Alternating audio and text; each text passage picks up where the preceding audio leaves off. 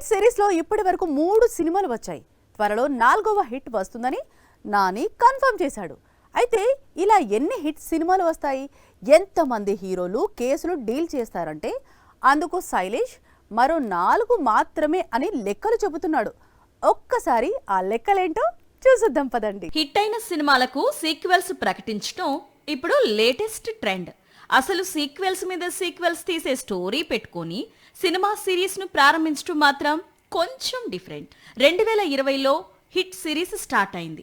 Vishwak Sen first కేసును deal చేశాడు. ఆ తర్వాత 2022లో హిట్ 2 రిలీజ్ అయింది. సెకండ్ కేసును అడవి శేష్ డీల్ చేశాడు. రీసెంట్ గా హిట్ 3తో నాని తిరిగొచ్చాడు. తనదైన శైలిలో 3వ కేసును డీల్ చేసి మెప్పించాడు. ఫస్ట్ పార్ట్ సెకండ్ పార్ట్ దాటి 3వ భాగానికి భారీ వసూళ్లను అందించాడు. అందుకే 4వ భాగం ఫిక్స్ చేశాడు.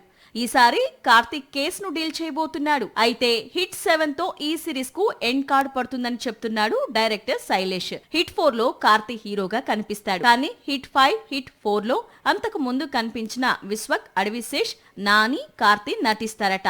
హిట్ 7లో అందరు హీరోలు కనిపిస్తారు. అలాగే హిట్ సిరీస్ కూడా ఎండ్ కార్డ్ పడుతుందట. మొత్తంగా మరో 6 ఏళ్లలో హిట్ సిరీస్ కంప్లీట్ కానుంది.